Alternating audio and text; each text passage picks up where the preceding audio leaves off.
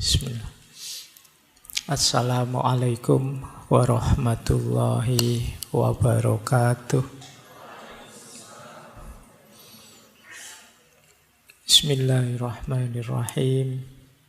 Alhamdulillahi rabbil alamin. Wa bihi nasta'inu ala umuri dunya waddin. Allahumma sholli wa sallim wa barik ala habibina wa syafi'ina sayyidina wa maulana Muhammadin wa ala alihi wa ashabihi wa man tabi'ahum bi ihsanin ila yaumiddin. Amma ba'du. Bismillah, mari kita lanjutkan lagi ya ngaji kita. Bulan ini kita ganti tema. Setelah kita membaca alam di bulan yang lalu, bulan ini kita membaca diri kita. Ini kalau menurut saya juga bagian dari ayat-ayatnya Allah. Seperti pernah saya sampaikan, ayat-ayat Allah yang harus kita baca itu, kalau mengikuti Al-Quran sendiri, itu kan jenisnya 4. Yang pertama ayat-ayat qauliyah. Qauliyah itu ya Al-Qurannya sendiri, itu yang ada kata-katanya. Kemudian ada ayat-ayat kauniyah, alam semesta. Ada ayat-ayat nafsiyah, diri kita sendiri. Ini kalau dalam Al-Quran misalnya ada ayat yang bunyinya wa fi anfusikum afala tubsirun, dan tentang dirimu, apa engkau tidak membacanya, apa engkau tidak memahaminya. Kemudian yang keempat ada ayat-ayat tarikhiyah, ayat-ayat sejarah. Ini jadi pelajaran buat kita biar tidak mengulangi kesalahan yang sama. Misalnya ayat yang bunyinya fa'tabiru ya ulil absar. Jadi maka ambillah pelajaran wahai orang-orang yang berpikir. Baik, jadi kita membaca diri kita, mencoba menemukan yang banyak diidamkan orang, yaitu ketenangan hidup, ketenangan diri. Ada beberapa filosof yang kita bahas bulan ini. Semoga sedikit banyak bisa membantu kita ya, karena belakangan itu saya banyak sekali yang curhat galau, hidupnya tidak tenang, merasa panik ini, panik itu, cemas ini, cemas itu. Sudahlah, yuk sekalian saja ya kita ngaji bulan ini. Gimana sih caranya hidup tenang? Malam ini kita awali dari Yunani. Tokoh yang mungkin beberapa 2 atau 3 kali pernah kita bahas. Malam hari ini kita fokuskan ke bagian tertentu dari pikiran beliau, khususnya yang berhubungan dengan kesenangan dan ketenangan. Tokoh ini dikenal sebagai pelopor aliran Epikureanisme. Aliran ini pada zamannya saingan beratnya aliran Stoikisme, yang teman-teman mengidolakan sekali belakangan ya. Ini pikiran-pikiran, aliran-aliran yang berhubungan dengan orang galau. Jadi yang ada masalah, ingin tenang, menemukan jalan hidup yang baik, dan lain sebagainya. Ya meskipun nanti dalam persaingan itu, dalam tanda petik, harus diakui aliran Epikureanisme ini kalah karena beberapa gagasannya memang agak kontroversial. Berbeda dengan aliran Stoik, khususnya tentang Tuhan, tentang religiusitas agama. Cuma Epikuros lebih realistis dalam pandangan-pandangannya tentang Tuhan, agama, termasuk tentang kematian. Tapi beliau juga punya gagasan-gagasan yang luar biasa. Orang sering menyebut aliran epikureanisme ini aliran hedonisme kuno yang sifatnya lebih moderat. Hedonisme itu yang orang mendefinisikannya aliran yang hidup yang hanya ingin cari senang-senang saja. Tapi apa ya ndak boleh orang nyari senang, wong natural saja kan. Apa ada di sini yang ingin hidup?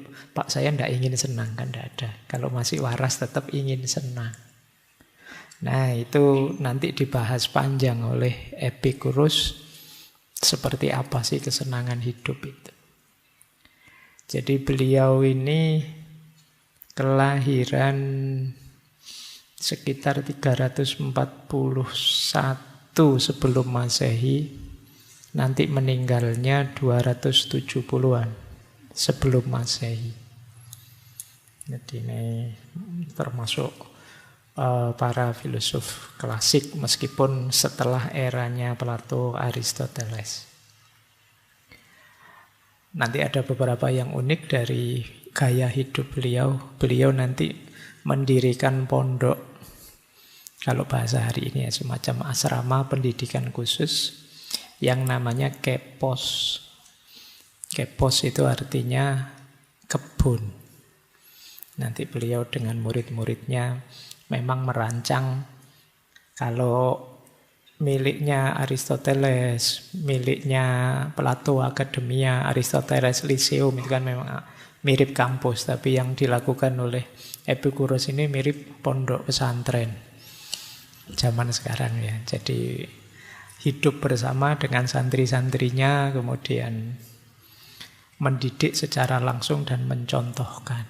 Jadi ini kalau bahasa hari ini mungkin kiai besar pada zamannya. Cuma di Yunani ya, bukan Islam. Makanya meskipun beliau ndak ada KH-nya, jadi jangan sampai nanti Kiai Haji Epikuros itu jadi lucu. Karena punya pesantren beliau. Baik, ada quote unik tentang Epicurus ini. Ini dari murid-muridnya. Life as though the eye of Epicurus were upon thee. Hiduplah seolah-olah mata Epicurus sedang mengamatimu. Ini murid-muridnya sangat mengagumkan gurunya. Jadi ayo kita hidup dengan baik, seolah-olah guru kita ini senantiasa melihat kita. Dan ini kemudian jadi quote yang populer di Yunani saat itu, di Athena saat itu. Ini saya bayangkan kayak mungkin banyak di antara kita hari ini yang masang fotonya gurunya di rumah. Jadi biar hidupnya lebih terkendali, kalau lihat gurunya, wah malu mau melakukan yang jelek-jelek kan gitu. Oke ya, kalau sekarang kan kalian fotonya tidak kalian pasang, cuma kalian minta selfie saja. Dan itu pun ya tidak jelas buat apa kalian bolak-balik minta selfie.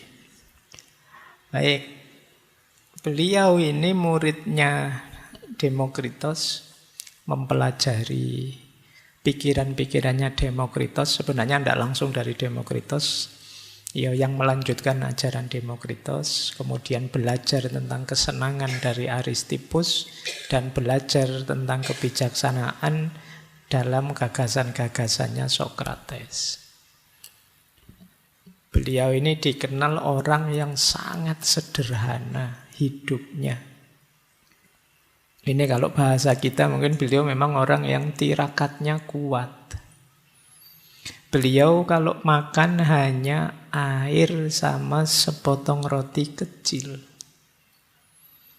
Kalau ingin makan enak, pesta-pesta, ya di pondoknya, di asramanya, itu cuma ditambah keju sedikit. Nah itu sudah pesta, itu makan enak sudah. Jadi roti tambah keju sedikit, minumnya air putih. Toh begitu gagasan-gagasan beliau dikenal gagasan dalam tanda petik hedonistik, mengejar kesenangan hidup. Meskipun cara beliau mendefinisikan kesenangan itu mungkin beda dengan bayangan kita. Baik, beliau dikenal orang yang gembira, ceria. Jadi bisa dibayangkan ya, hidup tirakat, sangat sederhana, tapi tiap hari gembira. Itu tipe beliau. Bahkan sampai akhir hidup beliau, waktu mau meninggal, itu beliau meninggal itu karena sakit ginjal. Jadi beliau kesakitan kalau kencing, kesakitan. Jadi mungkin ada batu ginjal di saluran kencingnya. Yang itu harusnya sangat sakit, tapi di beberapa surat terakhir pada sahabat-sahabatnya itu masih ceria. Jadi kalimat-kalimatnya itu masih kalimat yang gembira. Nah, itu tipenya Epicurus. Bahkan beliau sampai pernah mengalami diusir oleh warga masyarakatnya karena dianggap pikiran-pikirannya kontroversial. Itu pun beliau masih ceria. Itu. Jadi kalau kalian bisa seperti beliau, hidupmu bahagia. Bisa sederhana, tirakat tapi ceria. Ini kombinasi yang langka. Baik, kita mulai ya. Gimana sih tips-tips hidup tenang, bahagia menurut beliau? Kita awali dari sini. Ini tadi yang kita sebut asrama beliau, tempat beliau ngajar. Jadi beliau ini membeli tanah, terus dibikin semacam asrama yang di sekitarnya banyak sayurannya, kebun sayur. Jadi memang ini melayani dirinya sendiri. Kemudian beliau ini kalau manggil murid-muridnya bukan muridku atau anakku, tapi sahabat. Nah ini bandingkan kalau zaman Pak Rasulullah kan juga memanggil orang-orang di sekitarnya bukan murid-muridku atau jamaahku, tidak begitu. Rasulullah tidak manggil jamaah, tidak begitu. Tapi beliau manggilnya sahabat. Jadi sahabatku, kawan karibku. Itu gaya Epicurus. Dan memang self-service. Jadi di asrama itu ya yang mampu mendukung yang kurang mampu. Dalam hal apa saja, termasuk dalam hal finansial.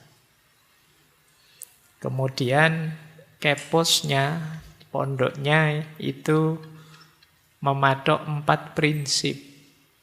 Yang pertama kesederhanaan, yang kedua kebersamaan dan persahabatan, yang ketiga belajar mandiri.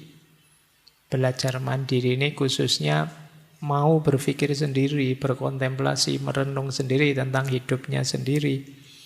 Dan yang keempat, menghindari keramaian yang kurang manfaat. Jadi memang gaya hidup beliau memang sederhana dan cenderung uzlah, menjauh dari keramaian. Karena bagi beliau dalam keramaian sering jadi sumber kegelisahan, sering jadi sumber masalah kita.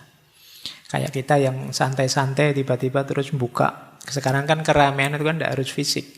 Buka medsos, berita apa, cerita apa. Akhirnya kan terus jadi galau.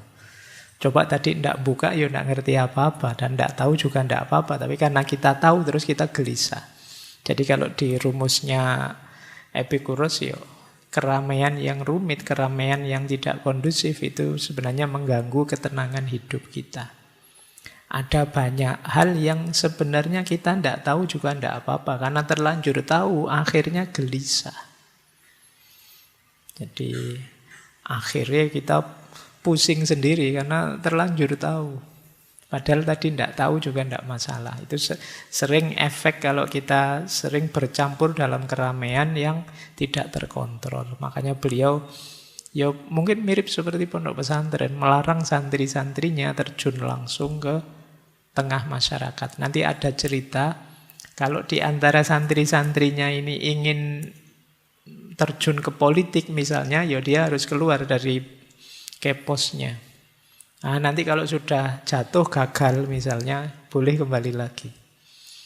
Jadi kalau masih sukses, masih ya silakan di luar, jangan masuk. Tapi kalau sudah gagal, misalnya stres, sudah habis banyak, kok nggak jadi, ya balik ke pondok lagi, tidak apa-apa. Nah, kalian bolehlah, kalian itu boleh. Kalian bikin pondok nanti ya, pondok khusus yang gagal nyalon misalnya, itu mungkin pondokmu laris besok. Baik, jadi ini gambaran gaya hidup beliau. Ada prinsip hidup yang terkenal dari beliau, namanya late biosas. Hiduplah tersembunyi. Jadi hidup tersembunyi ini sumbernya banyak keutamaan, kata Epikuros.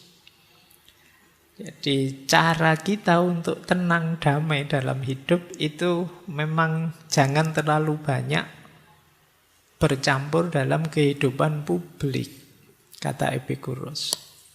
Dengan kita tersembunyi, kita lebih mudah hidup sederhana, lebih bebas berpikir, lebih mudah berinteraksi dengan alam, lebih nyaman hidup kita. Godaan lebih minimal. Jadi, kalau kita ingin hidup sederhana tapi sering kecampur orang lain, itu sulitnya luar biasa. Misalnya teman-teman ingin, apalah Pak, hidup saya biasa saja lah Pak, HP lama juga tidak apa-apa ya. Tapi begitu ketemu banyak teman kok HP-nya bagus-bagus ya, mereknya. Kita mulai tergoda. Semula sih tidak apa-apa, tapi begitu lihat yang lain, bajunya teman-teman kok bagus ya, kok rasanya asik ya, minuman tadi kok enak ya, kok rasanya. Lama-lama godaan banyak. Jadi kita sulit hidup sederhana kalau banyak bercampur orang lain, kata Epikuros. Maka cara mudah untuk kita tidak mudah terpengaruh, late biosas, hidup tersembunyi. Kalau tidak terkenal gimana Pak? Kan banyak orang pengen terkenal. Bagi Epikuros justru terkenal itu ribet. Iya kan? Kalian dikenal banyak orang ya tambah repot. Saya sekarang sekali-sekali juga jadi repot. Bayangkan saya biasanya nongkrong di mie ayam mana, biasanya nongkrong di angkringan mana, sekarang harus mikir 2 kali. Begitu asik di angkringan, Pak Faiz ada di sini. Jadi kamu anggap enak, ndak enak. Kata Ibu, dan itu jadi terpengaruh kan. Dulu saya isi saja, saya pakai baju lah, pakai apalah, suka-suka saya. Sekarang mulai mikir, wah nanti jangan-jangan dianggap tidak pantas ini sama teman-teman, dianggap tidak cocok, tidak sopan. Saya sekarang bajunya mulai gini-gini. Dulu ngaji filsafat awal baju biasa saja, lengan pendek dari kantor, santai saja. Sekarang mulai mikir, karena kalian lihat saya, karena kalian nanti mesti minta foto-foto, minta selfie. Nggak enak saya kalau pakai baju asal-asalan. Itu ribetnya hidup yang terlalu sering bercampur. Maka prinsip basicnya dari Epikuros itu late biosas. Hiduplah tersembunyi, lebih bebas, lebih nyaman. Itu gambaran ya hidup. Jadi beliau ini tidak cuma berteori. Bagi beliau eman sekali kalau filsafat itu hanya berhenti di teori. Jadi pelajaran, ini beberapa quote dari beliau tentang filsafat itu menarik. Kata beliau, jangan seorang pun menunda belajar filsafat saat masih muda atau bosan mempelajarinya saat sudah tua. Karena filsafat itu penting. Karena beliau yang ngerti benar pentingnya filsafat. Karena arahnya untuk hidup bijaksana. Dan bijaksana itu poin paling krusial untuk kita hidup tenang. Maka jangan menunda belajar filsafat. Dilanjutkan oleh beliau, dia yang mengatakan bahwa waktu untuk berfilsafat belum tiba atau sudah lewat, itu seperti orang yang mengatakan bahwa waktu untuk bahagia belum tiba atau sudah lewat. Jadi kalau kalian bilang, besok sajalah Pak filsafatannya, ini masih muda, seneng-seneng dulu. Itu sama kayak kalian bilang, besok saja bahagianya. Kenapa begitu? Nanti dijelaskan oleh Epikuros. Bahagia itu kan modal utamanya akal kita, rasio kita. Hidup bahagia itu diawali dengan berpikir, mendayagunakan akal budi kita. Tidak mungkin kita bisa bahagia tanpa menggunakan akal kita. Maka orang yang menunda berpikir sama dengan dia menunda bahagia. Orang yang nanti saja mikirnya, ya sama saja dia bilang nanti saja bahagianya. Belajar filsafat kalau bagi Epikuros ya haruslah. Cuma beliau juga mengkritik orang-orang filsafat yang kurang praktis. Pikirannya terlalu melangit, mengawang-awang. Makanya beliau mengkritik alangkah sia-sianya argumen para filosof yang tidak meringankan penderitaan manusia. Iya, kita harus menggunakan akal kita, rasio kita, pikiran kita, cuma yang produktif. Jadi jangan mikir yang tidak ada gunanya, yang terlalu mengawang-awang atau terlalu khayal yang tidak nyambung dengan kenyataan hidup sehari-hari. Yo kalau bisa setiap kali kita berpikir ada solusi dari salah satu masalah kita. Setiap kali kita berpikir, jalan keluar kelihatan. Setiap kali kita berpikir, ada terang dari masalah kita. Nah, ini yang disebut berpikir yang produktif. Tidak sekedar main akal. Mungkin beliau ngeritik zaman itu ada beberapa seperti kaum sofis yang menggunakan akal sih, tapi jenisnya akal-akalan. Beda ya, menggunakan akal dengan akal-akalan itu kan beda. Jadi akalnya dipakai untuk main-main logik yang kurang produktif sebenarnya. Ya memang mungkin kalau debat sih menang, kalau diskusi sih mesti unggul, tapi manfaatnya untuk masyarakat kecil. Nah ini yang oleh Epikuros mau dihindari yang begitu, eman-eman loh energi kita yang kita peras untuk berpikir, kita peras untuk menalar, ternyata hanya untuk main-main saja. Jadi ini pelajaran filsafat dari pondoknya Epikuros. Ada banyak gagasan-gagasan beliau, ya teman-teman silahkan kembali ke kajian-kajian sebelumnya. Beberapa kita pertajam malam hari ini, khususnya yang berhubungan dengan ketenangan hidup. Baik, kita lanjut ya. Kita mulai. Jadi dasar pikirannya Epikuros tentang ketenangan hidup itu adalah dua keadaan utama. Yang satu namanya aponia, yang kedua namanya ataraksia. Kita belajar dulu yang pertama. Keadaan utama yang pertama namanya aponia. Aponia itu artinya bebas dari rasa sakit. Orang hidup itu pertama-tama menghindari rasa sakit. Baru kemudian mencari rasa enak, rasa nyaman. Ini dasar pertama sudah. Kalau masih ada sakitnya, tidak bisa kita tiba-tiba mencari enak. Jadi sembuhkan dulu sakitnya. Maka dalam hidup, rumus hidup paling dasar pertama itu membebaskan diri dari rasa sakit. Apa yang harus kita lakukan untuk bebas dari rasa sakit? Dan kalau di Epikuros yang dimaksud rasa sakit ini sakit fisik. Jadi makanya beliau ini agak mirip Aristoteles dalam aspek realistik materialisnya. Jadi bukan sakit-sakit yang dalam, tapi sakit fisik. Kalau jasmani kita sehat, untuk selanjutnya ngurusi batin, ngurusi apa saja lebih simpel. Tapi kalau jasmani kita sakit, susah sudah. Misalnya kita demam, panas, ngereges, pusing, puyeng, diajak diskusi meskipun tentang cinta kah, tentang ikhlas kah, tentang sudah Pak, pusing Pak, enggak bahas ikhlas dulu, enggak bahas cinta dulu, ini ngereges, pusing, enggak karu-karuan kok. Kan kamu mesti begitu. Ini yang disebut prinsip aponia. Maka awalnya tetap harus bebas dari rasa sakit. Jangan kalian sepelekan kesehatan tubuhmu. Pak, saya pokoknya filsafatan saja sampai dalam pikiran, sampai memuncak. Kesehatan nomor 2. Jangan salah. Kalau kamu menomor-2kan kesehatan, begitu kamu sakit, yang nomor 1 tadi juga hilang.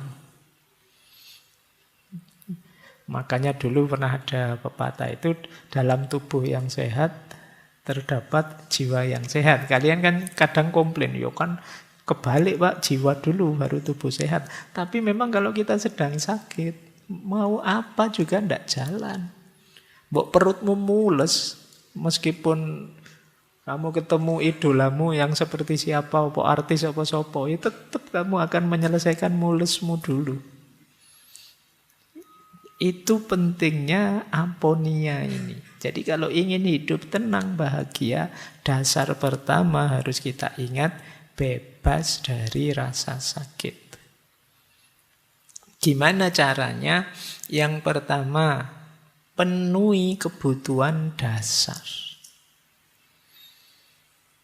Ya, kebutuhan dasar primer ya, yang sering disebut orang itu misalnya makan, minum, termasuk kalau sudah waktunya seks. Ini basic.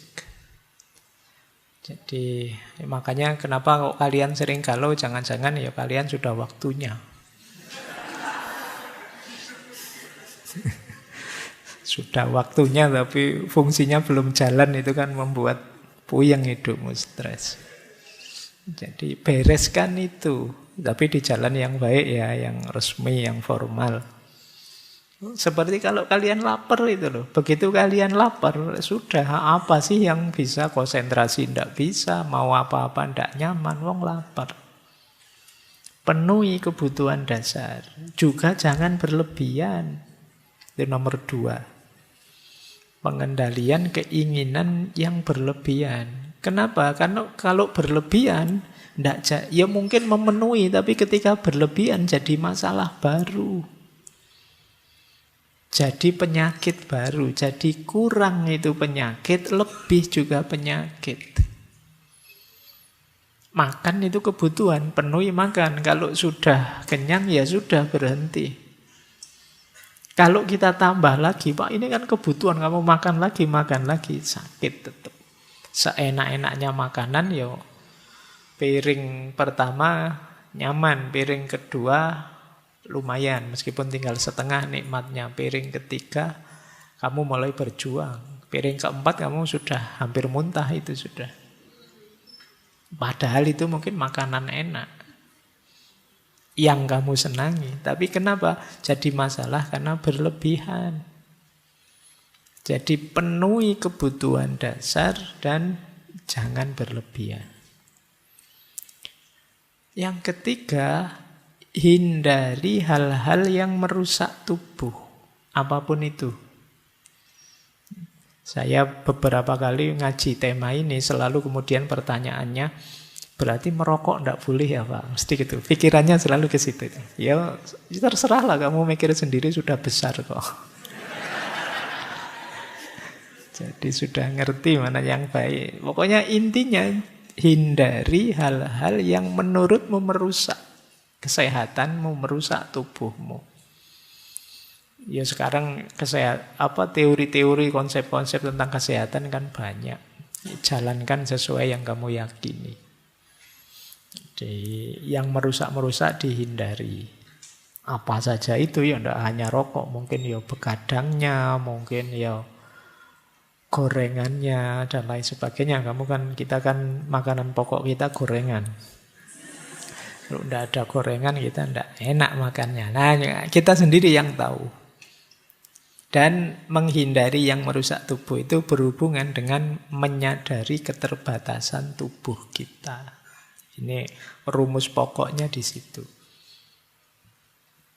Mungkin saja di antara kalian ada yang bilang, Pak, saya itu kuat, Pak. Kalau sekedar rokok saja tidak mungkinlah merusak kesehatan saya. Ya monggo saja. Kalian yang tahu limitnya, batasnya dirimu. Jadi maka ini yang tadi saya sebut, membaca ayat-ayat nafsiyah, membaca diri kita. Sejauh mana ketahanannya, sejauh mana kekuatannya. Baik, jadi ini basic ya, namanya apunia. Kalau ingin hidup tenang, ya rumus pertama sebenarnya menghindar dari rasa sakit. Berarti rumus pertama hidup tenang itu sehat. Kalau kalian tidak sehat, ya tidak mungkin tenang. Mau tenang gimana, wong pusing. Mau tenang gimana, wong mules. Mau tenang gimana, wong kita ngereges dan lain sebagainya. Kita lanjutkan. Keadaan utama kedua. Ini yang tadi kita sebut ataraksia. Kalau tadi fisik jasmani, kalau ini batin. Menarik kalau teman-teman mencermati, baik dalam stoikisme maupun epikureanisme ada istilah ataraksia. Nanti ada lagi satu aliran skeptisisme. Skeptisisme itu salah satu tokohnya juga gurunya Epikuros, namanya Philo. Kalau Philo juga punya pandangan skeptik dan juga punya pandangan ataraksia. Apa sih ataraksia? Kalau di stoikisme, ataraksia itu pengendalian diri dan penerimaan hal-hal yang berada di luar kendali. Yang kita kontrol, bisa kita kontrol, ya kita kontrol. Yang tidak bisa, ya kita terima saja. Yang dalam kuasa kita, ya kita urusi. Yang di luar kuasa kita pasrahkan. Jadi ini gaya stoik. Dulu kita berkali-kali pernah bahas ini. Jadi kalau ingin tenang, mari kita urusi yang dalam kuasa kita saja. Jangan ngurusi yang di luar kuasa kita. Misalnya wataknya orang lain, itu kan di luar kuasa kita. Sulit kita mengontrolnya. Tapi kalau watak kita sendiri, kita bisa mengontrolnya. Respon kita terhadap kelakuan orang lain itu dalam kuasa kita. Tapi kelakuannya orang lain itu ya di luar kuasa kita. Kalau kita sadar seperti ini, nanti hidup kita lebih tenang. Ada orang kurang ajarnya luar biasa. Ya biar saja dia kurang ajar, yang penting saya tidak terpengaruh kok. Nah, ini kita lebih tenang. Ini pernah kita jelaskan dulu di banyak sesi tentang stoikisme. Kemudian yang kedua ada skeptisisme. Skeptisisme itu dari Philo dan kawan-kawan, ataraksia untuk kita bisa tenang adalah jangan menilai hal-hal yang tidak pasti. Jadi menilai hal-hal yang tidak pasti itu kan kita sering, tiap hari pekerjaan kita itu kan menilai.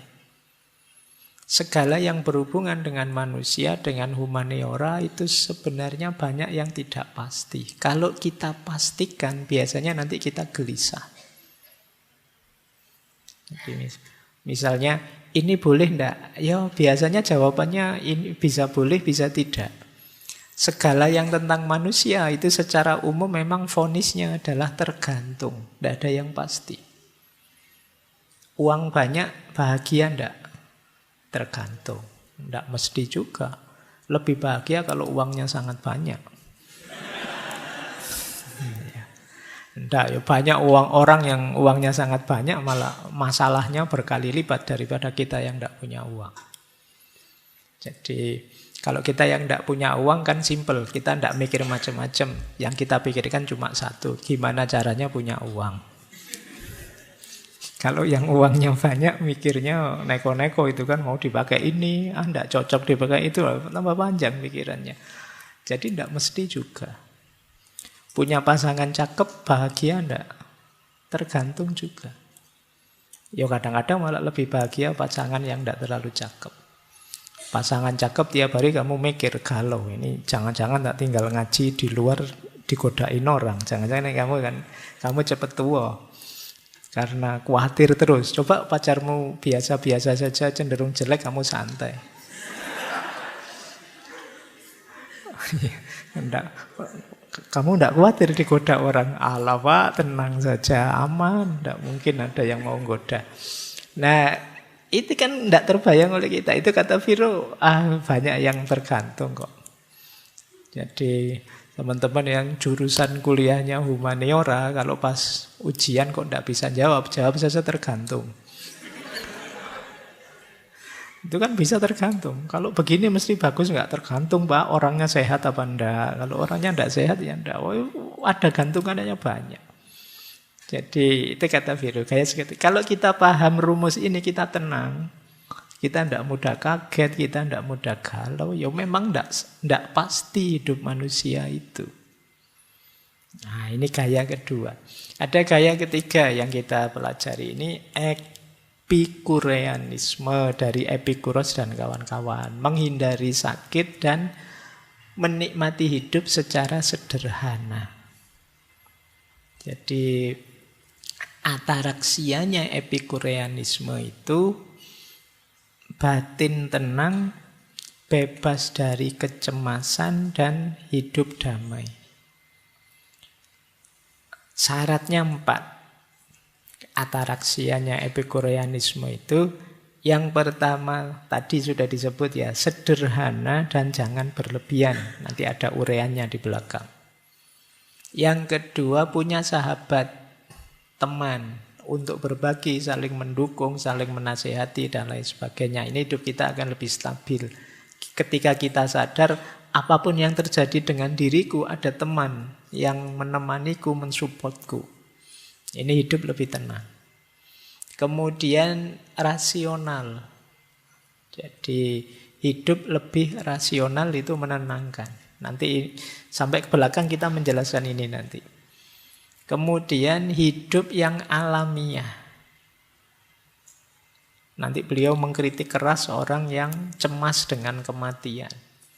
Kematian itu alamiah saja, ngapain kita takut mati? Orang yang takut mati itu tidak pinter, kata Epikuros. Karena kenapa? Waktu kita mati itu kan kita tidak sadar. Kalau kita tidak sadar, ya kita takut apa? Sesuatu yang tidak bisa kita sadari. Nanti ada uraiannya di belakang.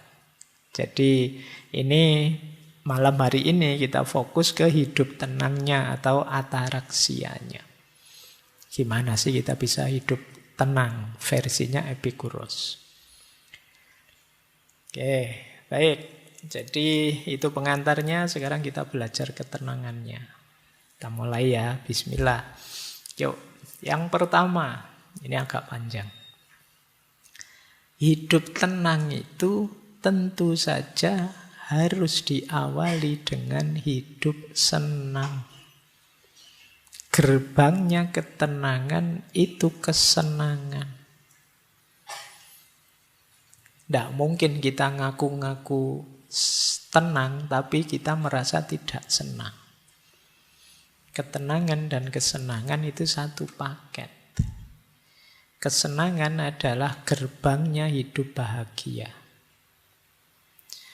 Kesenangan ini, kata Epikuros, sifatnya innate good. Innate itu sudah ada dalam diri kita dan kita anggap baik. Dan itu sejak kita lahir. Pikiran mungkin belum optimal waktu kita baru lahir, tapi senang dan tidak senang, nyaman dan tidak nyaman sudah ada. Bayi itu kalau tidak nyaman ya nangis dia. Itu kan berarti ada kesenangan. Ada yang dia sudah mulai paham. Ini senang, itu tidak senang. Kalau dia tidak senang ya nangis. Itu kenapa disebut innate good. Kita tidak perlu belajar senang itu bagaimana, tidak senang itu bagaimana. Itu fitrah sudah kita tahu. Sudah ada dalam diri kita. Makanya kan tidak ada kalian sebentar Pak saya tak belajar dulu caranya senang bagaimana. Kan tidak, kita otomatis sudah tahu. Begitu senang, ya rasa senang itu muncul dalam diri kita. Nah, cuma kesenangan itu tetap harus kita renungi, kita pelajari. Kenapa? Karena tidak semua kesenangan harus dipenuhi. Ada kalimat dari Epikuros, kesenangan yang menyebabkan rasa sakit atau kesulitan harus dihindari. Sebaliknya kadang-kadang rasa sakit atau kesulitan tapi bisa melahirkan kesenangan harus kita jalani. Jadi Mungkin ada kesenangan, enak sih sekarang nyaman, tapi itu akan menyebabkan rasa sakit jangka panjang. Yo, kalau kita pinter ya kita hindari. Makan enak kayak tadi gorengan terus-terusan itu enak, wong kita seneng. Tapi kalau kita sadar, iya ya ini, tapi kalau saya tidak hati-hati, besok ada kepahitan jangka panjang. Kolesterol lah, jantung lah, dan lain sebagainya. Ini kita harus mulai berpikir lagi, apa iya kesenangan ini harus saya penuhi? Atau ada kepahitan. Kita tidak enak menjalankannya, tapi kalau kita jalankan kepahitan ini, besok kita ketemu kesenangan di belakang yang jauh lebih panjang. Nah itu kalau kata Epicurus, yo ayo kita jalani. Belajar misalnya. Itu kan pahit, tidak enak. Capek juga, puyeng juga. Tapi kalau kita tidak belajar, kita tidak ketemu nikmatnya ilmu, kita tidak ketemu manfaatnya ilmu untuk masa depan kita yang panjang. Maka harusnya ya kita jalani belajar itu. Jadi meskipun orang itu mencari kesenangan, tapi dia harus jeli melihat apakah kesenangan ini membuahkan rasa sakit atau tidak. Atau apakah sebelum mencapai kesenangan itu aku perlu menahan diri dalam kepahitan-kepahitan tertentu atau tidak. Ini, jadi kalau akal rasio kita jalan, kita bisa mengidentifikasi jenis-jenis kesenangan tadi. Bahkan kata Epicurus, kadang-kadang orang itu harus siap sakit sebentar demi senang yang lebih panjang. Ngaji malam hari ini mungkin sakit sebentar, ya sumuk lah, ya rame lah, ya sumpek lah. Tapi kan demi biar saya ngerti sesuatu, dan pengertian itu mungkin ada manfaatnya ke depan, jauh lebih panjang. Nah, ini pahit dulu baru ketemu manfaat. Olahraga misalnya kan capek, tidak enak, tapi kan ada manfaat kesehatan jangka panjang. Jadi hedonisme itu memang dikenal aliran yang hidup hanya untuk senang-senang saja. Tapi versinya Epicurus, kesenangan itu ya harus jeli kita melihatnya, tidak sekedar enak langsung ditabrak. Kalau enak langsung ditabrak, ya siapa tahu kesenangan ini justru buahnya kepahitan yang lebih dalam jangka yang panjang. Terus nanti Epicurus membedakan antara kesenangan kinestetik dan kesenangan statis. Jadi kesenangan kinestetik itu kesenangan yang berproses. Biasanya kesenangan kinestetik itu muncul untuk memenuhi kebutuhan natural kita. Begitu kesenangan kinestetik terpenuhi, maka kita akan mengalami kesenangan statis. Contohnya, kita lapar, terus kita makan. Dan kita merasakan makan itu betapa enaknya. Kesenangan kinestetik. Setelah selesai makan, kita puas, lega, kenyang. Kenyang itu kesenangan statis. Kata Epicurus, rumusnya begini. Kalau kita sudah sampai di kesenangan statis, biasanya ya selesai. Kita tidak ingin lebih lagi. Karena kalau lebih lagi akan jadi penyakit. Dari kesenangan berubah jadi ketidakenaan. Tapi orang masih bisa mencari kesenangan lain yang berbeda.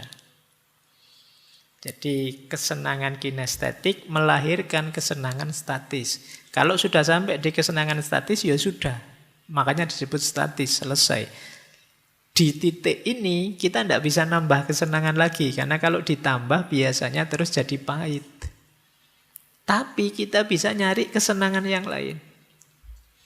Wah, misalnya kalian tadi makan, sudah kenyang, selesai. Karena kalau nambah makan lagi jadi pahit lagi. Tapi kalian masih bisa nambah kesenangan dari jalur lain. Misalnya, sudah kenyang ini, saatnya nyekrol TikTok sekarang. Itu kesenangan yang lain. Ya nanti nyekrol TikTok itu kinestetiknya kalian akan sampai di kesenangan statis yang lain. Mungkin kalian jadi gembira di situ. Tapi juga kalian harus ngerti limit. Karena kalau kalian lupa batas, terlalu lama nyekrol TikTok, nggak ngerti kapan berhenti, terus tiba-tiba waktumu habis, lupa. Wah, lupa harusnya melakukan ini, melakukan itu. Maka penting kita sadar kapan harus berhenti dari kesenangan itu. Jadi ini rumusnya, ada kesenangan kinestetik, ada kesenangan statis. Yang kalau sudah statis berarti kita terpuaskan. Kalau sudah terpuaskan jangan ditambah tapi mencari jalur lain kesenangan. Itulah rumus untuk mengejar kesenangan. Ini rumus pertama. Rumus kedua dari kesenangan. Pak, gimana Pak? Milih di antara banyak kesenangan itu harus saya pilih yang mana? Kata Epikuros, kesenangan itu bisa dilihat intensitasnya, bisa dilihat durasinya, bisa dilihat kemurniannya. Jadi, intensitas itu kuatnya. Kalau enak, sangat enak. Ini ya sekedar enak saja, ini biasa saja, itu namanya intensitas. Kemudian ada durasi. Kalau durasi ini sebenarnya enak saja sih, tidak sangat enak. Tapi durasinya panjang, lama. Atau kemurniannya. Kemurniannya itu senang yang tanpa ada rasa sakit sama sekali. Karena ada kesenangan itu disertai sakit. Misalnya kalian olahraga, mungkin kalian hobi olahraga, seneng olahraga, terus kalian olahraga, tapi di balik olahraga ada capeknya. Itu berarti ada kesenangan yang disertai rasa sakit. Ada kesenangan murni, ada kesenangan dari sisi durasi, ada kesenangan dari sisi intensitas. Nanti kata Epikuros, antara intensitas dan durasi, pilihlah durasi. Antara durasi dan kemurnian, pilihlah kemurnian. Jadi nanti kesenangan murni itu nanti pada akhirnya ketemu kesenangan-kesenangan yang lebih batin, lebih spiritual. Tidak sekedar kesenangan materi. Biasanya kesenangan materi itu selalu ada unsur rasa sakitnya. Jadi kalau tabrakan antara intensitas dan durasi, pilih durasi. Pilihlah kesenangan yang jangkanya jauh lebih lama, lebih panjang. Kayak tadi loh, makan itu mungkin enaknya luar biasa dibandingkan enaknya belajar. Enaknya belajar mungkin tidak senikmat waktu kalian makan, tapi belajar ini senangnya bisa jangka panjang. Kalian bisa menikmatinya jauh lebih panjang. Pilih yang durasi. Tapi nanti ada juga yang murni. Kalau murni ini ya asli, berarti tidak kecampur apa-apa. Ini pasti kesenangan sejati. Nanti ketemu para sufi misalnya, senangnya dekat dengan Allah, senangnya dan lain sebagainya. Nah, maka untuk kesenangan murni itu ya, beliau bilang begini, there was no reason to eat, drink, and be merry today if you are going to have a headache from it tomorrow. Tidak ada alasan untuk makan, minum, atau kawin kalau hari ini kalian sedang pusing. Jadi ini masih ada sakitnya. Apa kesenangan yang diawali rasa sakit? Di situ diilustrasikan, ya makan diawali lapar. Hubungan suami istri diawali nafsu. Ini kan diawali sakit. Diawali keinginan yang belum terpenuhi. Tapi nanti ada kesenangan yang lebih murni. Epikuros mencontohkan misalnya kesehatan dan persahabatan. Persahabatan itu lebih murni, tidak ada sakitnya. Baik, jadi ini rumus kedua. Jadi boleh kalian mengejar kesenangan, tapi kesenangan yang lebih rasional. Apakah itu karena intensitas, durasi, atau kemurniannya. Kalau kalian berhadapan dengan satu kesenangan, coba diukur 3 aspek ini. Intensitasnya, durasinya, kemurniannya. Kalau bisa 3-3-nya, alhamdulillah. Tapi kalau tidak bisa, pilih kemurniannya. Itu standar paling pokok.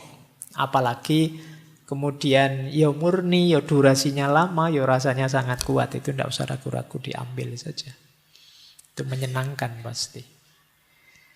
Baik, jadi kita punya dua rumus ya tentang kesenangan. Ada kinestetik, statis, ada intensitas, durasi, dan kemurniannya. Makanya terus beliau bilang begini. Maka kalau kami mengatakan bahwa tujuan hidup kita adalah kesenangan, yang kami maksud bukanlah kesenangan kaum foya-foya yang asal menikmati saja. Itu anggapan mereka yang tidak tahu atau tidak lagi mengerti ajaran kami atau dengan sengaja memutarbalikkannya. Karena beliau ini dituduh hedon dengan konotasi yang negatif tadi. Hidup kok nyari senang saja, kurang mulia. Padahal kata beliau tidak begitu cara memahaminya. Bagi kami, kesenangan berarti tidak merasa sakit dalam tubuh dan tidak resah dalam jiwa. Karena hidup penuh kesenangan tidak diperoleh dengan pesta minum dan makan terus-menerus. Tidak dengan menikmati remaja laki-laki dan wanita cantik. Juga tidak dengan menikmati ikan yang enak dan makanan yang mewah apa saja. Melainkan hanya dengan pemikiran yang tenang, terang. Yang mencari akar segala keinginan dan dorongan, menghindar dan mengusir gagasan-gagasan aneh yang bagaikan angin prahara menggoyangkan jiwa. Jadi kesenangannya tidak seperti bayangan kita. Kalau ngomong kesenangan, mesti kesenangan yang dangkal. Bukan itu kesenangan itu. Jadi kesenangan itu intinya adalah fisik yang tidak sakit dan jiwa yang tidak resah. Kalau kita melakukan sesuatu yang meresahkan jiwa, ya berarti kita tidak bisa menyebutnya kesenangan meskipun rasanya nikmat. Baik. Terus beliau menyebut begini. Pada permulaan segala-galanya ada akal budi. Milik kita yang paling bernilai. Dari akal budi, keutamaan-keutamaan lain semua dapat disimpulkan. Akal budi mengajar kita bahwa tidak mungkin hidup senang kalau tidak hidup secara rasional, bersusila, dan adil. Juga sebaliknya, mustahil hidup rasional, bersusila, dan adil, tapi tidak merasa senang. Karena keutamaan-keutamaan menyatu erat dengan hidup senang. Dan yang satu tidak dapat dipisahkan dari yang satunya. Mungkin kemarin-kemarin kita merumuskan hidup senang dan hidup baik itu dua hal yang berbeda. Kalau di Epikuros tidak. Tidak mungkin kita bisa senang kalau kita tidak hidup baik. Dan tidak mungkin kita ngaku orang baik tapi tidak senang. Jadi kalau yang pertama jelas bahwa tidak mungkin kita bisa hidup senang tanpa hidup baik. Karena yang melahirkan kesenangan itu pasti kebaikan-kebaikan. Dan tidak mungkin kita hidup baik tanpa senang. Karena kalau kita melakukan kebaikan dan tidak merasa senang, berarti kita tidak utama. Mungkin kebaikan itu ya terpaksa saja, formalitas saja. Kita tersiksa oleh kebaikan itu berarti kita belum menghayatinya. Jadi orang baik pasti bahagia. Dan orang bahagia pasti baik. Kalau tidak, ada yang salah dalam rumusannya. Jadi ini menurut Epikuros ya.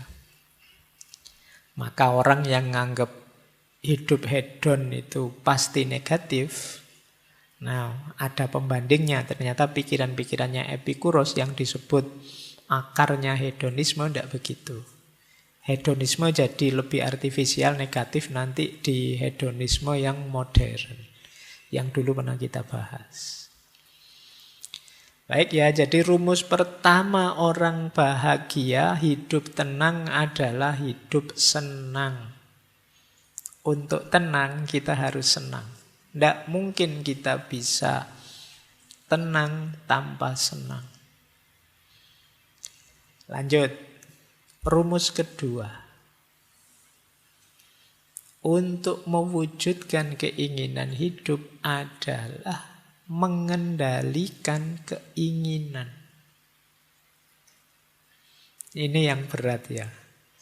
Kadang-kadang keinginan itu ya muncul karena pengaruh sekeliling kita. Maka penting kita hidup reflektif, memikirkan apa saja keinginan kita, kemudian merenunginya. Kata Epikuros, ada 3 jenis keinginan. Yang pertama, natural necessary. Natural itu alami, dan necessary, niscaya, dia harus kita penuhi. Ada yang kedua, natural tapi unnecessary. Natural, alami tapi tidak niscaya, tidak penting. Yang nomor 3, unnatural, tidak alami. Nah, nanti setelah ini teman-teman boleh bikin list daftar. Saya itu ingin apa sih, tulisan ya. 1 apa, 2 apa dalam hidup ini. Tulis saja semua. Jelek juga enggak apa-apa, saru juga enggak apa-apa. Wong yo keinginanmu kan. Coba tulisan itu untuk membersihkan pikiran juga, menjernihkan pikiran kita juga. Tulis semua keinginanmu, terus bikin klaster 3 ini. Ini keinginan yang natural, necessary. Ini yang natural tapi unnecessary, dan yang ketiga unnatural. Natural necessary itu keinginan alami yang harus kita penuhi agar hidup bahagia, hidup senang. Ya mungkin kita sebut saja sandang, pangan, papan, ini kebutuhan primer. Keinginan ini ya harus kita penuhi. Natural necessary ini. Tapi ada yang nomor 2, natural unnecessary. Keinginan alami tapi tidak harus dipenuhi. Tidak wajib. Kalau yang pertama tadi wajib. Yang kedua tidak wajib. Misalnya tadi ingin makan. Nah, sekarang kita ingin makan yang sangat enak. Atau makan yang mahal. Makan di warung langganan saya biasanya. Ini ada jenis unnecessary. Tidak harus begitu juga tidak apa-apa sih. Baju, terus ingin baju keren, baju mode, dan lain sebagainya. Ingin HP untuk komunikasi, tapi kita ingin yang merek ini, bukan HP yang itu sudah unnecessary. Keinginannya alamiah, tapi tidak harus dipenuhi. Ada lagi yang tidak natural. Nah, kalau di Epikuros ya contohnya ingin berkuasa, itu ternyata tidak natural bagi Berarti kalian yang punya cita-cita nyalonan ini, nyalon itu sebenarnya unnatural. Tidak natural. Yang kedua ingin terkenal. Termasuk beliau mencontohkan ada koleksi emas. Ini kadang-kadang ya ngapain dikoleksi sampai segitunya. Tidak natural. Jadi ada natural dan harus, ada natural tapi tidak harus, ada yang tidak natural. Gimana Pak cara menyikapi 3 ini? Caranya begini. Yang pertama, kata Epikuros, abaikan keinginan ketiga, fokus dulu pada keinginan pertama. Jadi, wong yo rumah belum punya, makan pontang-panting, baju ndak ganti-ganti, wong ndak bisa beli. Kok kamu mikirnya kapan ya Pak saya terkenal bisa ngoleksi emas sebanyak-banyaknya, bisa. Nanti dulu, penuhi dulu yang pertama. Jadi yang nomor 3 itu terakhir sekali. Nah, kalau yang kedua, boleh memenuhi keinginan kedua asal tidak menyebabkan rasa sakit atau tidak nyaman yang akut. Misalnya kalian ingin makan enak ini, makan kan primer ya. Boleh dipenuhi Mbak? Boleh, tapi jangan sampai setelah sekarang makan enak terus besok seminggu tidak makan. Nah, karena duitmu habis kamu pakai makan. Nah, ini jangan. Jadi yang nomor 2 kamu penuhi, tapi pastikan tidak ada efek sakitnya. Kalau ada, pending dulu, biasa saja dulu. Ya kayak HP tadi loh. Yalah, yang penting punya HP bisa komunikasi. Pak, saya ingin yang bermerek, Pak, yang terbaru, Pak. Ya silahkan, tapi jangan sampai ada rasa sakit. Jangan sampai begitu beli HP bermerek yang terbaru kamu ditagih pinjol. Terus stres kamu. Nah, itu blunder namanya. Jadi keinginan jenis kedua kalau memang mampu penuhi saja, tapi pastikan tidak menyebabkan rasa sakit. Keinginan ketiga, kenapa tadi keinginan itu harus kita taruh di terakhir? Karena keinginan ketiga itu cirinya biasanya dalam jangka waktu lama akan muncul masalah. Apakah itu kecewa, tidak puas, tidak nyaman, atau kesehatan. Jadi, ya kayak tadi loh, Pak, terkenal itu kan enak, Pak. Enggak, nanti ada efek tidak nyamannya pasti. Koleksi emas apa yang luar biasa itu jangan-jangan ada mungkin ketidakpuasan, mungkin kekecewaan atau kesehatan terganggu. Kalau yang tidak alamiah ini harus dipertimbangkan benar kalau mau kalian jadi target keinginan. Karena keinginan itu jadi faktor utama kita bisa tenang atau tidak. Orang kalau keinginannya tidak realistis, terlalu tinggi, tidak terkendali, ini sumber kegelisahanmu.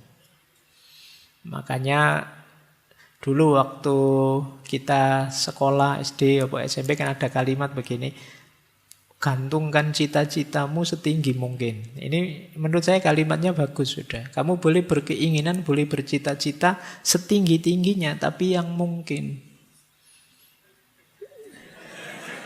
Iya. Ya makanya setinggi mungkin, jadi setinggi-tingginya tapi yang mungkin.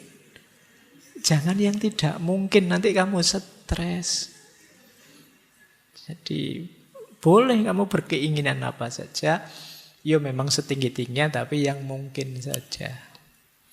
Jangan, Pak, saya pingin pemilu yang akan datang saya terpilih jadi presiden, Pak. Lah kamu sekarang usia berapa? Yo, saya 23, Pak, tapi yo saya kuliah S1 sudah hampir 7 tahun ini sih, Pak, enggak lulus-lulus misalnya. Ya mbok yang realistis saja, menyelesaikan kuliah belum nyampe kok kamu sudah ingin jadi presiden yang akan datang. Ini sumber kamu stres.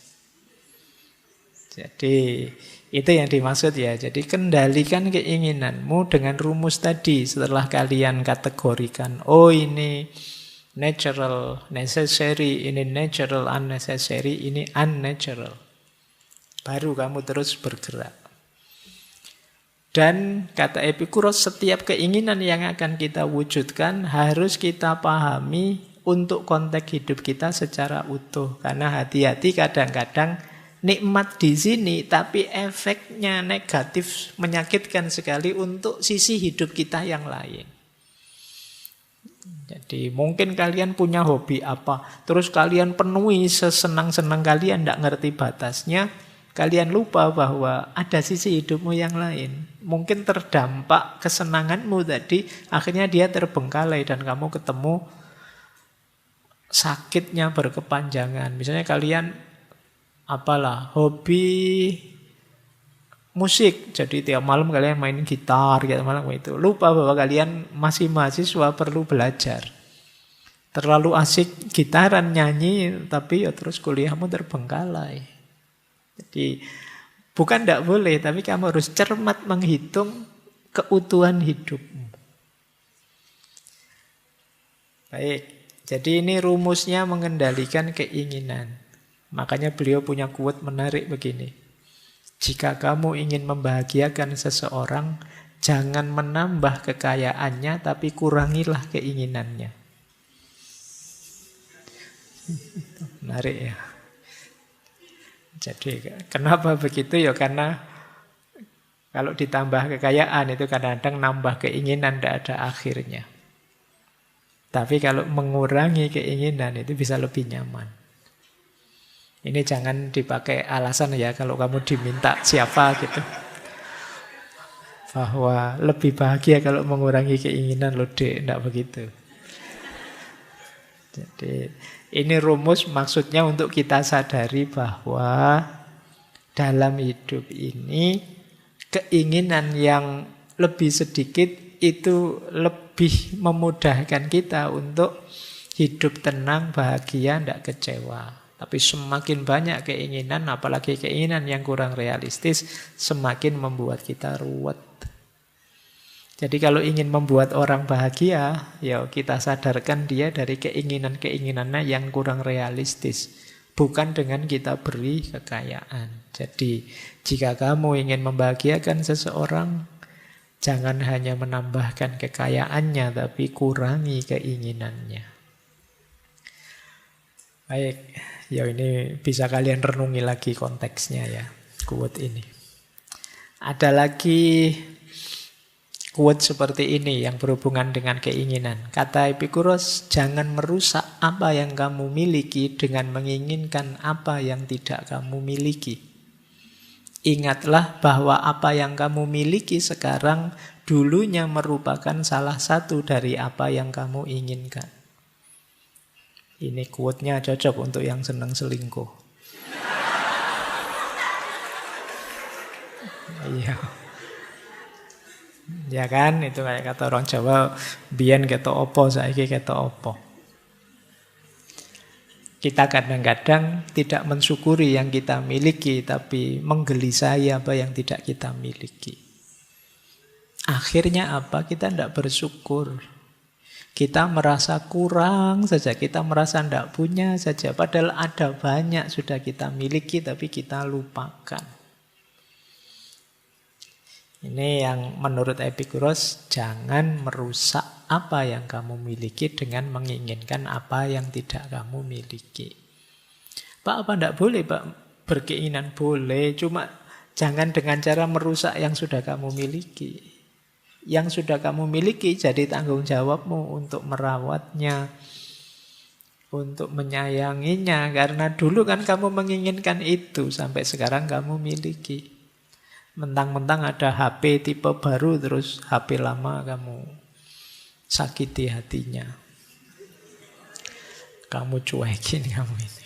Nggak boleh begitu. Jadi ini bagian dari pengendalian keinginan tadi loh. Kadang-kadang kita itu wong sudah punya kok masih ingin yang baru, padahal yang lama juga masih bisa.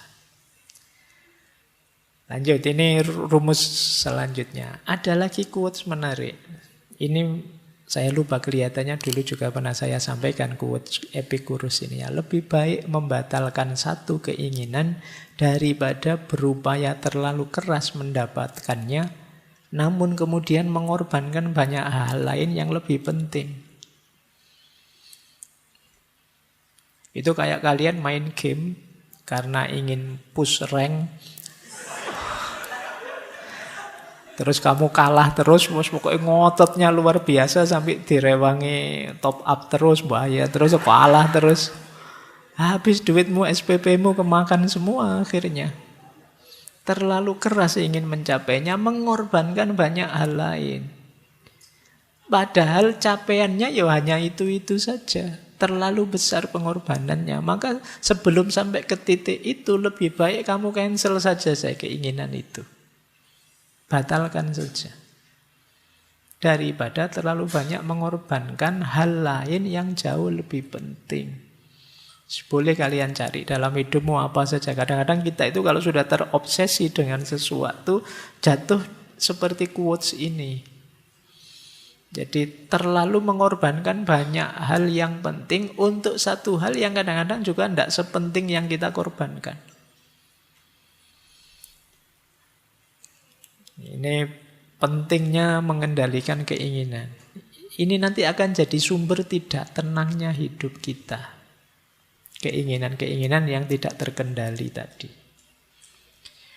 Baik, jadi yang pertama hidup senang, yang kedua mengendalikan keinginan. Yang ketiga, kesederhanaan. Sederhana dalam pikiran-pikirannya Epikuros itu mungkin setara kalau dalam agama dengan konsep qanaah. Qanaah itu merasa cukup dengan yang sekarang saya miliki. Yo saya tidak kaya, tidak punya macam-macam banyak hal, tapi dengan yang saya miliki sekarang itu saya sudah bahagia. Ini namanya qanaah. Kata Epicurus, kalau kita hidupnya qanaah dan tidak ingin mengejar sesuatu secara berlebihan, kita lebih mudah bahagia. Kenapa? Karena kebahagiaan itu lebih mudah dicapai dan lebih mungkin dinikmati.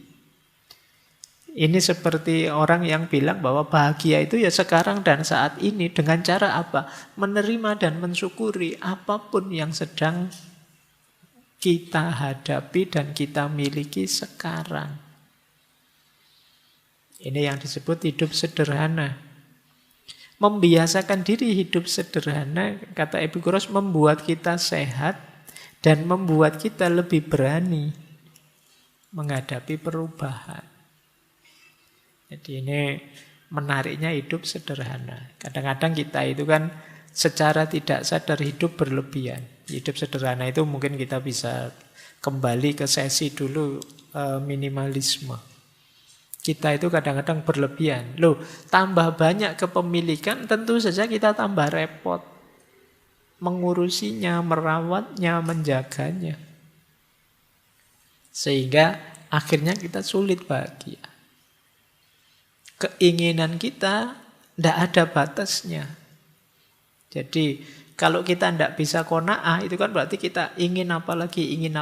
Itu problemnya kembali ke yang kedua tadi. Kita tidak bisa mengendalikan keinginan.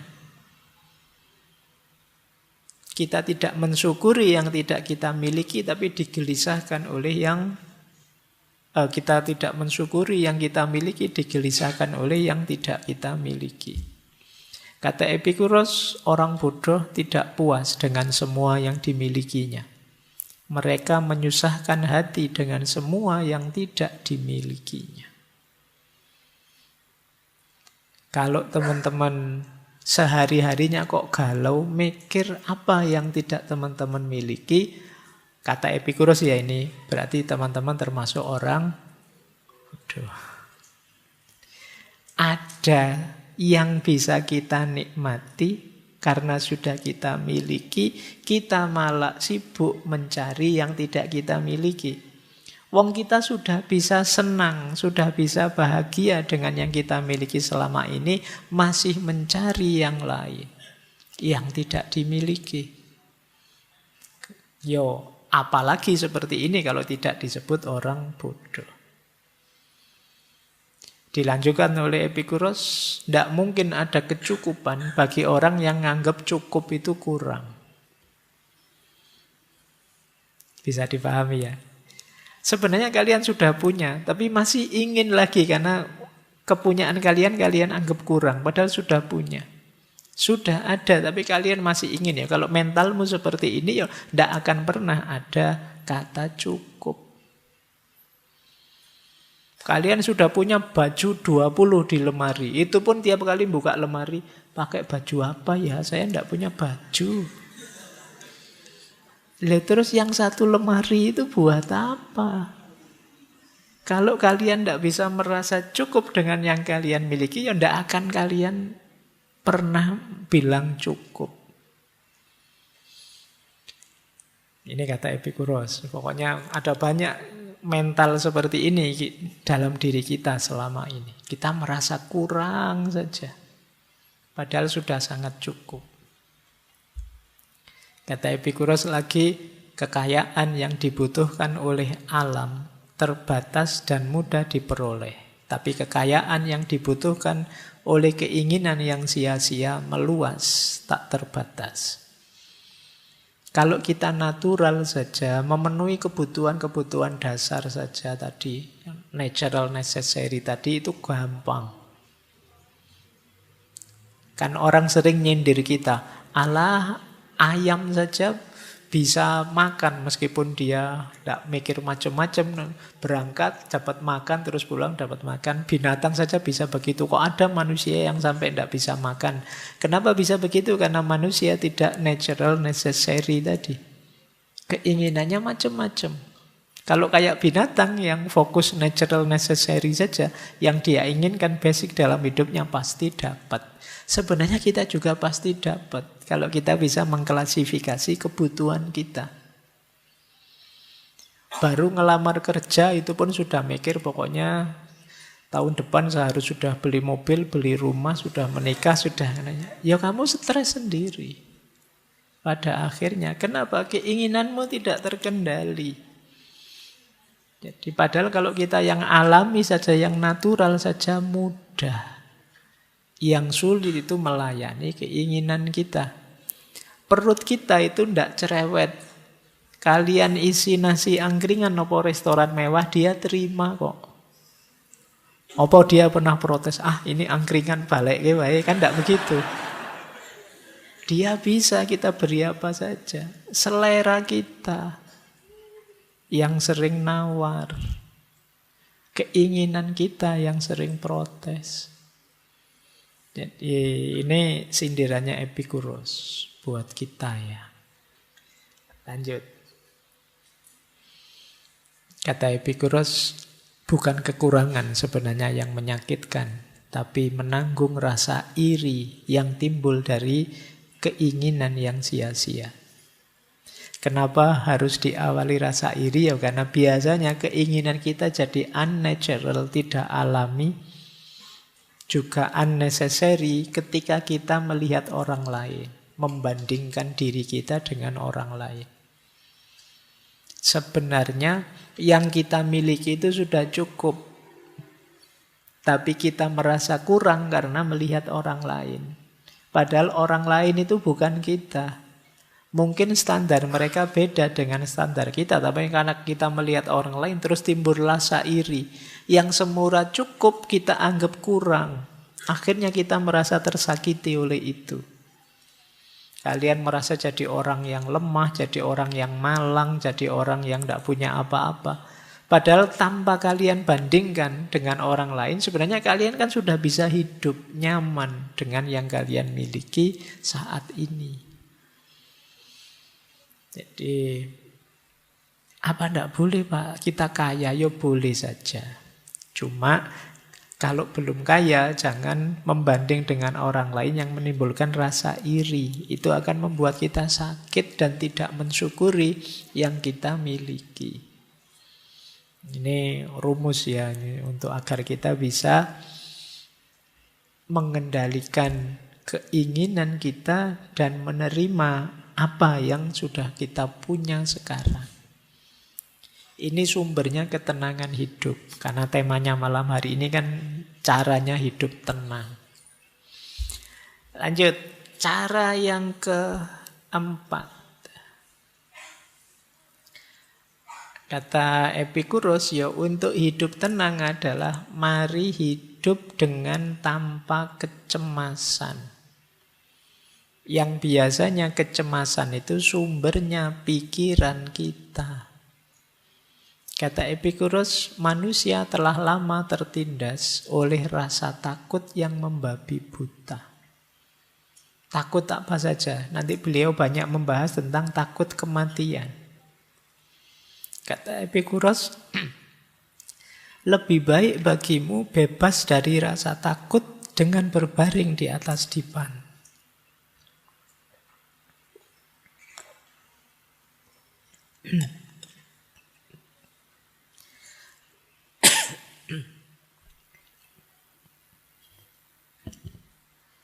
Sebentar.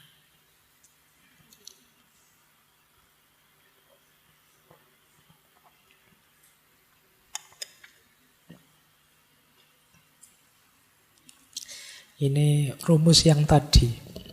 Setinggi apapun filsafat, kalau tidak sehat,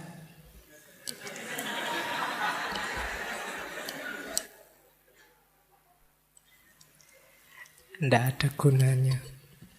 Baik, kita lanjutkan. Lebih baik bagimu bebas dari rasa takut dengan berbaring di atas dipan daripada punya sofa emas dan meja mewah namun penuh dengan masalah. Kita hari ini banyak ketakutan-ketakutan yang tidak perlu. Antara lain karena banjir informasi yang menyerbu kita. Pikiran kita sekarang aneh-aneh. Batuk kayak gini terus mikir, ini jangan-jangan paru-paru saya. Jangan-jangan ini, kita sering begitu ya. Kenapa? Info dari Google, dari mana-mana. Ada banyak ketakutan yang tidak perlu. Ada ndak yang sekarang masih semester 1, tapi sudah khawatir, besok saya bisa ndak ya jadi suami yang baik. Saya ndak bisa masak, gimana ya nanti suami saya protes ndak ya, padahal masih semester 1. Ini yang disebut ketakutan yang tidak perlu. Dan kita sering mengalami ini. Gimana kita bisa hidup tenang? Pikiran kita serba takut. Mau melakukan apa saja, pikiran kita mengarah ke yang negatifnya, terus takut. Mau naik motor, takut nanti jatuh. Mau ke kampus, takut nanti ketemu yang saya benci, yang kemarin nolak. Takut, macam-macam. Ada banyak ketakutan-ketakutan yang kata Epikuros tidak rasional. Bahkan ketakutan paling puncak kita yaitu takut mati. Ada kalimat menarik begini dari Epikuros. Kematian yang merupakan keburukan paling mengerikan, itu kan sebenarnya tidak berarti apa-apa bagi kita. Karena ketika kita ada, kematian tidak datang. Ketika kematian datang, ya kita sudah tidak ada. Wong sudah mati. Kita mau takut apa? Kata Epikuros, mengapa aku harus takut pada sesuatu yang hanya bisa ada jika aku tidak ada? Kematian itu kan kita sudah mati. Kalau kita sudah mati ya sudah kita tidak ada. Kalau kita tidak ada ya apa yang kita takuti? Nanti memang di beberapa tulisannya Epikuros itu ada pandangan bahwa akan lebih kondusif, hidup kita lebih tenang kalau kita nganggap bahwa ya kematian itu babak terakhir dalam hidup kita. Kesadaran kita sebagai manusia berakhir saat kita mati. Makanya dia bilang kalau kita mati ya ndak ada. Kalau kita ndak ada ya kenapa harus dikhawatirkan? Ada quotes yang menarik begini dari beliau. Aku tidak ada, aku ada, terus aku tidak ada, dan terakhir aku tidak peduli. Jadi ini lebih menenangkan. Aku tidak ada, ya dulu kan kita tidak ada. Terus lahir ke bumi, terus nanti kita mati. Dan kita mikir proses ini sampai puyeng. Harusnya akhirnya apa? Aku tidak peduli. Sudahlah, yuk menikmati hidup saja. Kalau memang waktunya mati datang, ya mati sajalah. Tidak apa-apa, memang sudah waktunya. Jadi ini kan kepastian yang tidak bisa kita elakkan. Ya sudah, kalau kita pas ngalami itu kan juga kita sudah mati. Jadi kalau ada yang bilang mati itu menyakitkan loh Pak. Loh, yang menyakitkan sebelum matinya. Kalau kita sudah mati ya selesai, tidak bisa merasakan apa-apa lagi, kata Epikuros. Bahkan kesadaran kita juga hilang, kata Epikuros. Makanya untuk sesuatu yang kita sudah tidak ada, ya ngapain dipikir. Kan sekarang banyak, sering kan kita dengar filsafat itu. Ada itu hakikatnya tidak ada. Tidak ada itu hakikatnya dong bulan, tidak karu-karuan. Jadi kata Epikuros, sudahlah aku tidak peduli sekarepmu. Yang lebih penting ayo hidup tenang, ayo hidup bahagia, ayo hidup senang saja. Karena kesempatan untuk mensyukuri hidup, mencari kesenangan dalam hidup tidak terulang 2 kali. Ini maka jika aku tidak ada, terus aku ada, terus aku tidak ada, gimana tidak apa-apa, aku tidak peduli. Ini quotes dari Epikuros. Jadi maksudnya apa kata aku tidak peduli itu? Jangan terlalu dipikir. Seringkali kita hidup karena kecemasan-kecemasan yang tidak perlu. Ya kalau dipikir negatifnya saja, kalian bisa ndak ngapa-ngapain. Mau belajar filsafat nanti, wah jangan-jangan nanti sesat ya Pak. Ya wis. Gimana mau bisa sesat, wong paham saja tidak. Tenang saja, ndak apa-apa, aman. Jadi kita pikirannya negatif terus. Mau ke masjid saja kamu, wah nanti di masjid bisa masuk enggak ya? Jangan-jangan saya dilarang masuk ini. Saya auranya kan agak aura orang-orang enggak pernah sholat misalnya. Kalau pikiranmu itu aneh-aneh.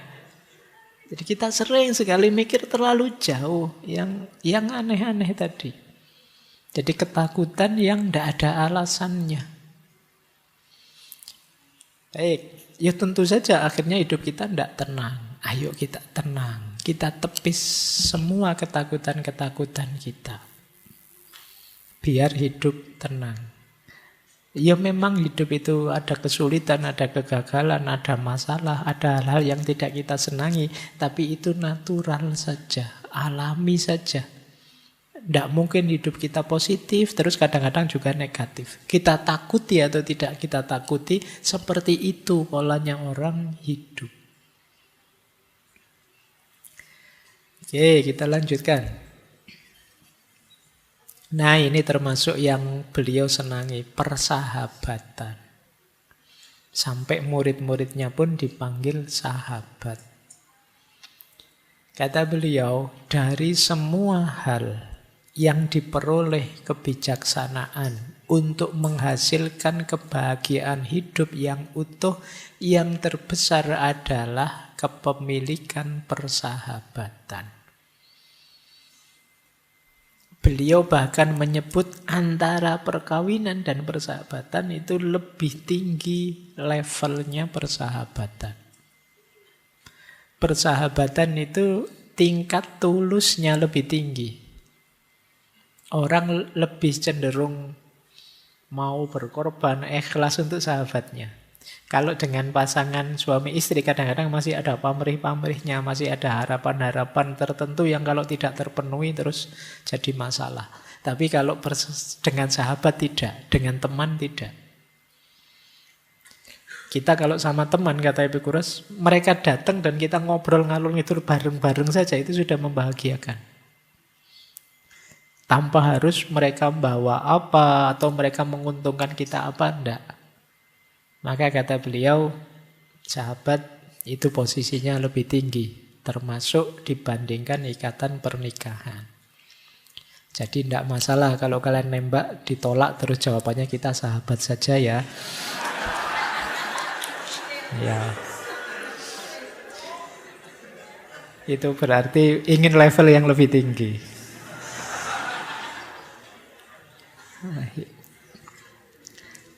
Apa manfaatnya sahabat? Anda tidak akan mengembangkan keberanian dengan menjadi bahagia dalam hubungan Anda setiap hari. Anda akan mengembangkannya dengan bertahan hidup dalam masa-masa sulit dan menghadapi kesulitan. Jadi bersama-sama dengan sahabat, bareng-bareng kita menempa diri. Jadi tidak sekedar dalam senang, tapi ketika menghadapi kesulitan. Bahkan itu kalimat terakhir itu menarik. Bukan bantuan teman-teman kita yang membantu kita, tapi keyakinan bahwa mereka akan membantu kita, itu sudah menenangkan. Saya mungkin kalah, mungkin jatuh, mungkin hancur, tidak apa-apa. Saya punya teman-teman yang apapun situasi saya, dia siap menerima saya. Ini membuat kita mantap, tenang. Jadi itu gunanya sahabat. Makanya ini mungkin agak kontras dengan yang di depan tadi, ingin hidup uzlah, tapi seandainya berinteraksi dengan orang, berinteraksilah dengan para sahabat. Ada quotes menarik bisa kalian pakai dari dia. Kita harus mencari seseorang untuk makan dan minum sebelum mencari sesuatu untuk dimakan dan diminum. Itu menarik ya, jadi cari sahabat. Jangan makan sendiri. Ya ajaklah teman. Kata Epikurus, makan dan minum tanpa teman itu sama saja dengan melahap seperti singa dan serigala. Singa dan serigala itu kan kalau makan ya kan tidak mikir ajak-ajak teman. Beda dengan binatang tertentu ya kalau makan bareng-bareng. Nah, ini quotes untuk para sahabat. Kalian jangan tenang saja kalau makan ada sahabatmu ya diajak makan. Siapa tahu dia bisa nraktir kita. Nah, lumayan. Jadi kalau dalam Islam itu kan ada cerita Nabi Ibrahim itu ya, yang beliau tidak pernah. Nabi Ibrahim itu makan sendirian. Kalau beliau mau makan kok pas sendirian, dia akan keluar rumah nyari orang yang bisa diajak makan bareng. Ini manfaatnya besar kalau kata Epikuros. Karena sahabat dan teman inilah yang nanti membackup kita, mendukung kita, siap menerima kita apapun kondisi kita. Ya cirinya sahabat itu sebenarnya ya tidak perlu diperintah begitu, ya otomatis sudah. Kalau sama teman kok lagi nongkrong pengen makan kan, ayo makan. Ada ndak di sini yang lagi ngobrol-ngobrol pengen makan, terus nyari-nyari alasan sebentar ya saya ada urusan terus pergi makan sendiri. Berarti belum sahabat. Kalau sahabat itu mesti ngajak makan. Nah ini nanti setelah ini paling kalian waspada itu kalau ada temennya tiba-tiba bilang kamu sahabatku kan gitu. Nah ya, itu alamat itu sebentar lagi. Oke, ya paling sebentar lagi 100-100 ada kan ya itu. Baik. Oke, jadi persahabatan jadi kunci tenangnya hidup. Ketika kita sadar bahwa apapun yang terjadi akan ada orang yang mendukung kita, kita akan merasa nyaman. Hidup rasanya lebih tenang. Karena kalau kita merasa sendirian itu juga kita insecure juga. Kalau nanti ngalami hal tertentu, tidak ada yang mendukung, ya tidak ada yang menghibur, tidak ada yang membantu mencari solusi, juga hidup ini rasanya pahit. Kita lanjutkan. Nah, tadi yang kelima, ini sekarang yang keenam. Yang natural saja dalam hidup, jangan terdistraksi oleh kerumunan-kerumunan. Kata Epikuros, saya tidak pernah ingin menuruti kemauan orang banyak. Kenapa? Karena apa yang saya tahu mereka tidak setuju. Dan apa yang mereka setuju, saya tidak tahu. Ya karena orang banyak itu sulit.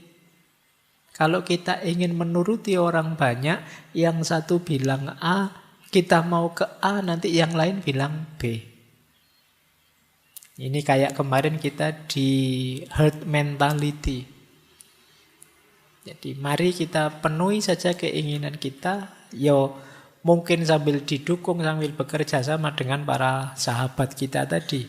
Tanpa harus kemudian kita berpretensi untuk menuruti kemauannya semua orang. Karena itu tidak mungkin.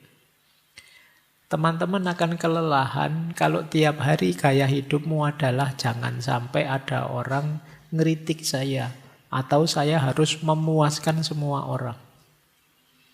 Karena ini sesuatu yang tidak mau. Itu kan kayak dulu loh waktu kita ada di sesinya Nasruddin itu loh. Yang dia sama anaknya naik keledai. Itu kan terus jadi pontang-ponting dia karena mendengarkan orang yang suaranya beda-beda. Waktu dia keluar rumah, Nasruddin di atas keledai, anaknya di bawah. Terus orang komentar, orang tua kok tidak tahu diri. Anaknya disuruh jalan, dia enak-enakan naik keledai. Bingung dia. Terus anaknya yang disuruh naik. Orang ganti komentar, anak durhaka.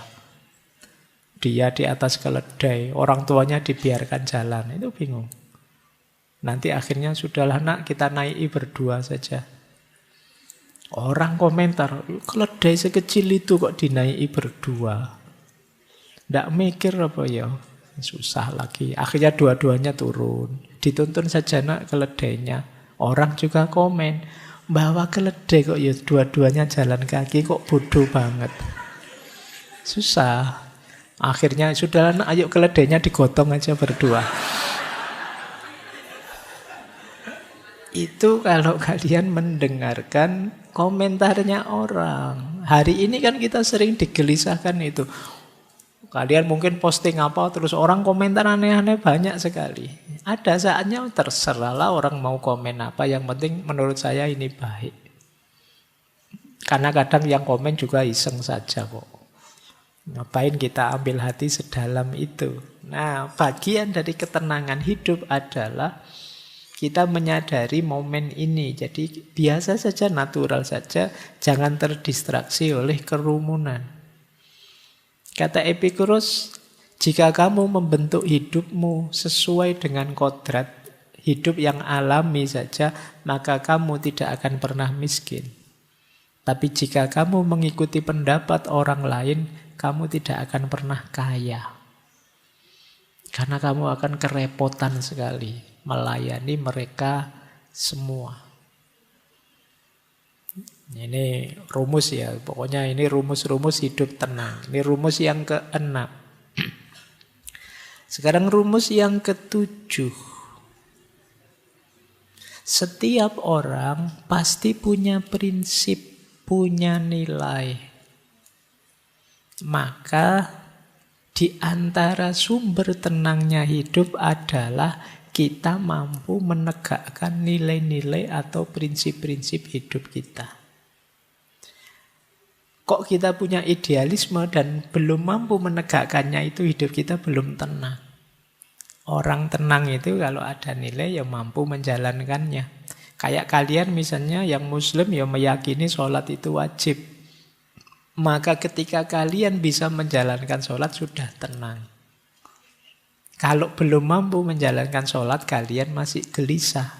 Maka ketenanganmu antara lain terjadi kalau kalian bisa menegakkan nilai hidupmu.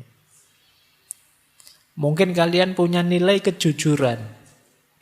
Begitu kalian bohong, pasti kalian tidak tenang. Karena nabrak dengan nilai yang kalian yakini. Jadi ketenangan itu akan lahir sesuai dengan kesungguhan kita menegakkan nilai. Makanya ini tadi yang quote sempat kita kutip itu loh. Tidak mungkin hidup senang tanpa bijaksana, baik dan adil. Dan tidak mungkin hidup bijaksana, baik dan adil tanpa hidup yang senang. Jadi kesenangan, ketenangan itu bersyarat penegakan prinsip dan nilai. Beliau juga punya quotes begini. Kesenangan itu tidak jahat. Tapi cara menghasilkan sebagian kesenangan itu ada yang mengakibatkan masalah yang besarnya berlipat-lipat daripada kesenangan yang diperoleh. Jadi wajar saja orang mengejar kesenangan, tapi kalau kita mengejar kesenangan itu dengan mengabaikan nilai, prinsip yang kita yakini, disitulah maunya kita kesenangan, tapi jatuhnya bisa kebalikannya. Jadi, keinginan kita, ayo kita penuhi, tapi tetap tidak mengabaikan nilai. Karena kalau kita mengabaikannya, kita mungkin tidak ketemu dengan kesenangan, malah ketemu dengan masalah. Jadi rumus akhirnya kesenangan itu di sini. Makanya beliau kemudian bilang, meski kita bisa mengelak dari hukuman, tapi orang yang melarikan diri tidak mungkin bisa hidup tenang. Karena mereka akan selalu ditakuti, ketakutan akan masa yang akan datang maupun masa kini. Kadang-kadang kita melakukan kesalahan tapi tidak ngaku. Kita salah tapi terus melarikan diri. Jangan dikira urusannya selesai. Kita sedang mempertaruhkan ketenangan hidup. Mungkin saja seluruh Indonesia tidak tahu. Tidak ada yang tahu selain para malaikat dan Allah saja. Tapi kalian juga tahu yang melakukannya. Dan itu akan jadi ganjalan bagi ketenangan hidupmu. Maka kata Epikuros, ya tidak bisa kalian mengabaikan nilai, mengabaikan norma. Karena begitu kalian nabrak itu, pasti kalian tidak tenang. Mungkin tidak ada orang tahu, tapi kalian sendiri yang melakukannya kan tahu. Dan itu akan jadi memorimu, dan itu yang akan memblokir ketenanganmu. Kadang-kadang kalau orang melakukan kesalahan ini itu kan ada di memorinya. Kadang-kadang kalau dia mengalami kesialan apa, ketidakberuntungan apa, itu selalu disambungkan dengan kesalahannya sebelumnya. Makanya orang yang mendapatkan musibah itu kan sering mengeluhnya itu, ya Allah, apa salahku ya, apa dosaku ya. Karena memang ingatan akan salah dan dosa itu jadi memori yang menghalangi ketenangan kita. Kita was-was terus, jangan-jangan salahku, dosaku ini nanti terbalas dengan hal yang lebih pahit, lebih buruk. Jadi ketika kita mengalami kepahitan itu kita sambungkan dengan ingatan kita akan dosa dan kesalahan kita. Nah, jadi kalau ada teman-teman ini, kita semua kan kadang punya aib yang ingin kita tutupi, punya dosa yang tidak ingin kita ceritakan ke siapa-siapa. Tapi jangan lupa, kalau kita tidak ingin bersih-bersih diri, kita hanya menyangkal saja dosa itu, salah itu, ya pada saatnya kita sedang mengorbankan ketenangan kita. Hidupmu tidak akan tenang. Ini mungkin teori yang banyak dipakai di drama-drama itu kan, kalau pas gegeran, ya kamu menzolimi aku sampai segininya, tunggu saja, ingat-ingat saja. Kamu tidak akan tenang hidupmu. Karena memang kesalahan dan dosa itu membuat kita tidak nyaman dan tidak tenang. Baik, saya kira itu dulu ya teman-teman. Pelajaran tentang hidup senang dan hidup tenang. Jadi ternyata gaya hidup hedon versi Epikuros itu tidak seperti bayangan kita, yang orang hanya nyari senang saja, melampiaskan hasrat dan hawa nafsu saja.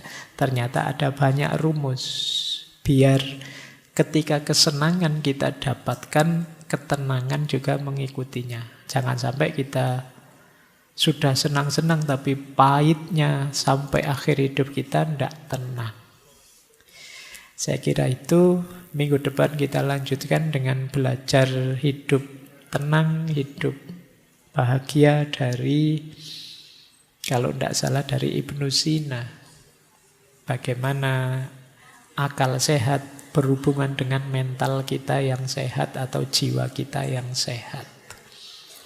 Saya akhiri sekian, kurang lebihnya mohon maaf.